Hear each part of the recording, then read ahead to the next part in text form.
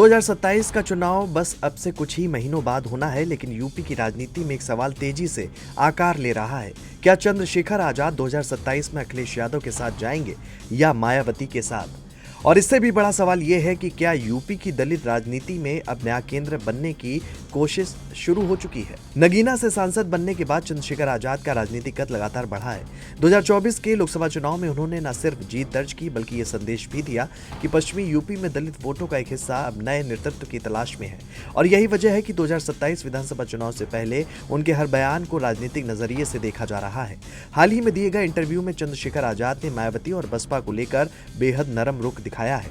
उन्होंने कहा कि मायावती भले ही उनके बारे में कुछ भी कह दें, उन्हें कोई फर्क नहीं पड़ता। इतना ही नहीं, उन्होंने ये भी कहा कि परिस्थितियों को समझते हुए मायावती एक दिन आजाद समाज पार्टी को अपना आशीर्वाद जरूर देंगी। और ये बयान इसलिए अहम है क्योंकि पिछले कुछ सालों में बसपा और आजाद समाज पार्टी के रिश्ते कभी सहज नहीं रहे।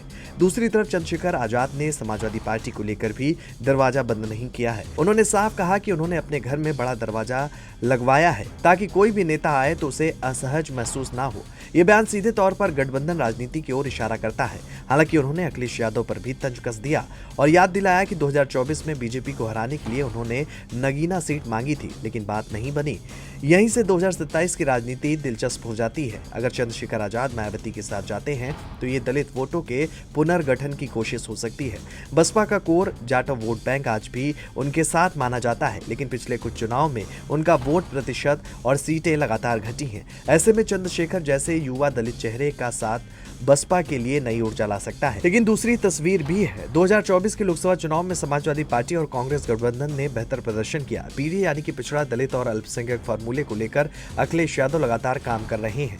ऐसे में अगर चंद्रशेखर आजाद इस खेमे में आते हैं तो पश्चिमी यूपी से लेकर सहारनपुर, बिजनौर, नगीना और मेरठ बेल्ट तक सपा को अतिरिक्त ताकत मिल सकती है। हालांकि चंद्रशेखर आजाद की राजनीति सिर्फ गठबंधन तक सीमित नहीं दिखती। उनके हालिया बयानों ने एक तीसरा संकेत भी दिया है। वो खुद को किसी पार्टी का सहयोगी नहीं बल्कि भविष्य के बड़े नेता के रूप में स्थापित करना चाहते हैं। और यही वजह है कि मायावती पर हमला भी नहीं करते और अखिलेश यादव के लिए भी दरवाजा बंद नहीं करते।